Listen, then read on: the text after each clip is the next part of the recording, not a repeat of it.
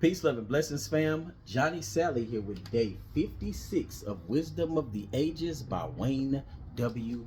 Dyer. If you've missed the previous recordings, you can catch them on YouTube at Loyalty Life, spelled Lyfe Legacy, LLC, or you can catch them on TikTok. We got 4 more days left.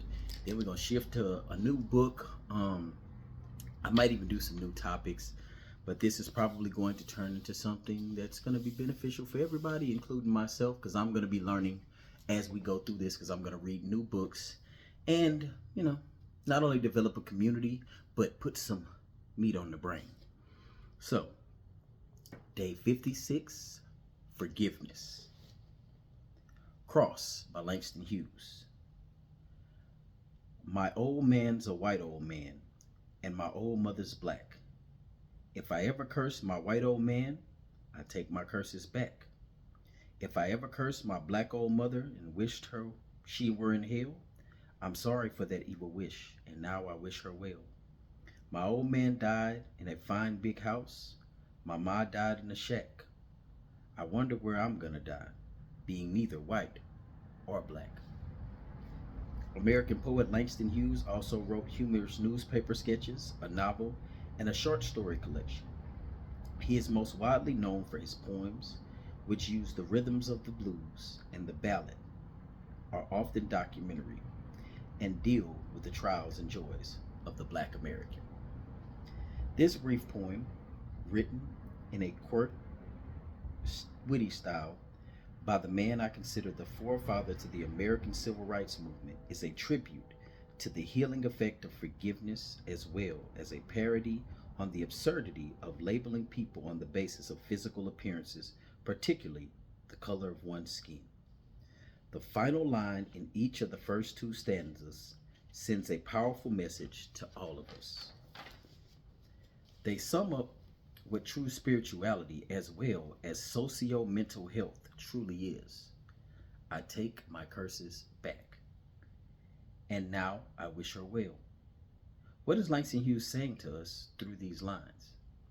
I believe he is expressing that he is spiritually mature enough to say to his parents, I forgive you, and I'm sorry for any evil thoughts I've ever directed your way.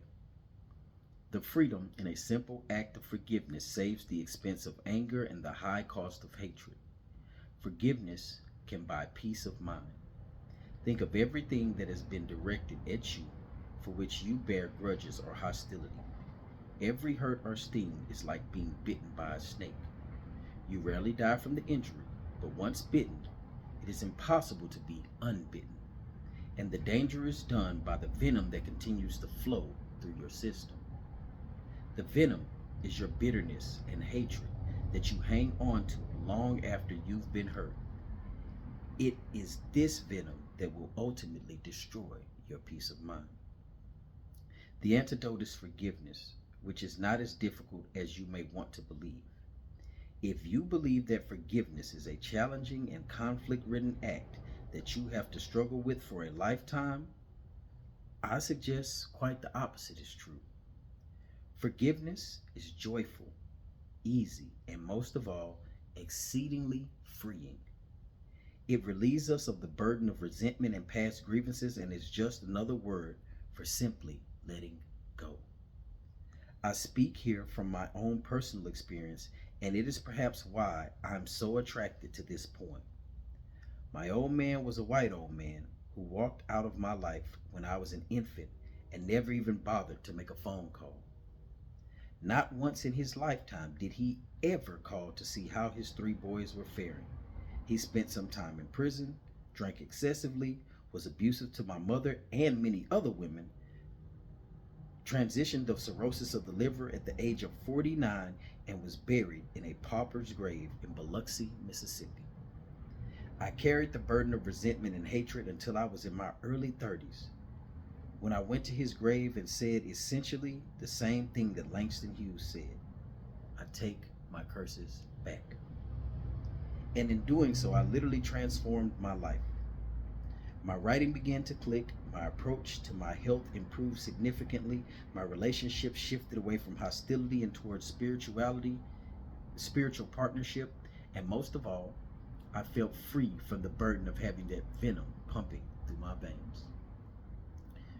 When we learn to pardon, we rise above those who have insulted or aggrieved us, and this act of forgiveness puts an end to the quarrel. The last stanza of Langston Hughes's poem speaks to the labeling process of identifying ourselves by our outward appearances. Soren Kierkegaard, the famed Danish theologian, remarked, "Once you label me, you negate me." The process of putting ourselves and others into neat little compartments on the basis of any label and then making judgments about everyone on the basis of those labels is a non-spiritual and is as non-spiritual and dehumanizing an experience as I can imagine. Yet, it is done all the time. Our government asks us to fill out our census reports and to neatly compartmentalize ourselves racially. Funding is allotted on the basis of these distinctions, and prejudices are rampant because we tend to identify one another on the basis of what we can see with our eyes rather than feel with our hearts. We know that we can exchange our inner organs and borrow each other's blood. And we know that our thoughts and our souls are colorless. Yet, we still need to put labels on ourselves on the basis of what is outside. We have a close friend who lives on Maui. His father, who has long been separated from the family, is black, and his mother is white. Like Langston Hughes, he has been raised by his mother and his grandmother. He once casually remarked to me, "Being neither white or black, I really have no one to hate." There is much to learn from this observation. I love Langston Hughes' final two lines.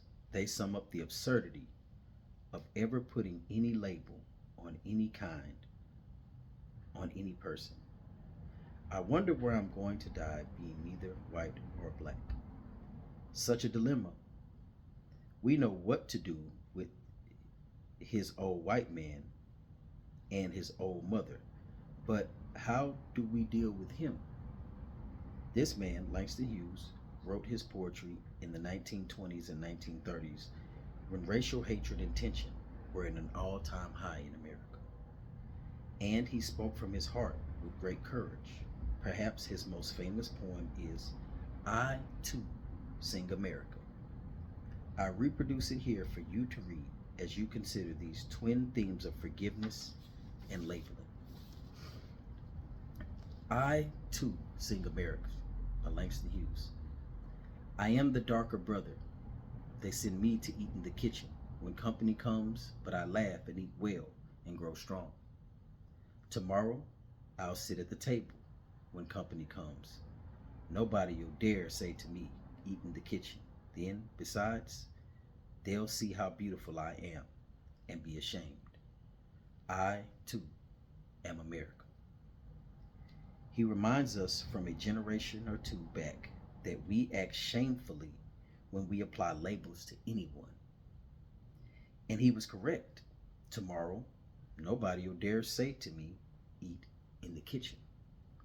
And it is so because a man like Langston Hughes was able to laugh and grow strong and feel beautiful despite what anyone might say to the contrary. And yes, was able to forgive. He reminds us that everyone is of an equal value, as did William Blake, who also wrote of his disdain for prejudice and left this poetic reminder. In heaven, the only art of living is forgetting and forgiving. To put these ideas of Langston Hughes to work now in your own life, begin to 1. Take stock of everyone who has ever wronged you in any way, regardless of how severe or recent it may have been, and make the choice to let go. Forgiveness is an act of the heart. Do it for yourself, to provide the antidote for the poison that you have allowed to circulate inside you. 2. Be aware that your parents and everyone else in your past did what they knew how to do given the conditions of their lives. You cannot ask any more of anyone. Perhaps you would not have done it that way. So learn from it. Forgiving is recognizing that deep injuries will not recover until you forgive. So make the choice and you will immediately feel freer than you've ever felt. Make every effort to remove the labeling process from your life experience. Look past the skin and bone structure to the unfolding of the divine creator of all in all people and address them and yourself from the space of no labels. And remember, always, that everyone without exclusion has the right to say, I too sing America. Forgiveness is a topic that most don't readily fully understand because it's easy to say you forgive somebody, but the act of forgiving can be a continual process. I continue to affirm that America is an open air mental health facility, and a lot of individuals don't realize what they do. They don't realize what they say, how it affects other people, how that in turn causes people to act or treat them a certain way, and they walk around victimizing themselves along with labeling themselves. So now the labeling has turned into self-victimization because that's a label too. It gets to the point that you are literally having to forgive people every day, and some of them the same individuals, to where you end up walking not necessarily on eggshells, but you kind of keep your distance from them, because when you understand that a person is not aware of the things that they say and do and how it affects you and how you may be entitled to respond, you will become the bad guy, and you will be the poison that flows through another person's veins. And some of these people will then begin to speak negatives, fouls, and curses into your life. In some cases, sending certain levels of karma your way and receiving some back for themselves. I say forgiveness is a continual thing because once you truly forgive, you literally forget. When you truly forgive somebody, the wrongs that they have accosted you with, the things that they've done or said to hurt you, they may be back there somewhere in the Rolodex of your mind, but they're not up here in the forefront for you to have to continue to watch what they have going on and wonder if they're going to set you up again, because you've literally forgiven them. It's like your heart is wiped clean. So there's no need to recall or keep track or record of the ill doing, of the foul statement, of the backhanded compliment. And once you learn to truly forgive to the state of forgetting and it being wiped away from your mind and your heart, you actually walk in a much lighter space of forgiving yourself for the things that you judge yourself on most harshly, as many of us do. You begin to walk in an air of freedom and gratitude for everything in your life. And once that state becomes a state of continual practice, you just forgive on the fly. A person can cut you off on the road. You might hit your horn and then turn around and be like, man, that man probably had something going on. He probably rushed to work because he done woke up 45 minutes late. He just trying to get there. We are all human beings. We are all spiritual beings having a human experience right here on this planet all at the same time, and there's no way we're all going to do it right. So learn to forgive your brothers and sisters. Learn that you don't have to commit yourself to this open air mental health facility, but you can understand what others are going through, because if you spot it, you got it, or you had it at one point. So I thank you for being here for yourself, first and foremost, as always. I ask that you walk in love, walk in light, walk in peace, walk in forgiveness for yourself and others, and know that you are loved.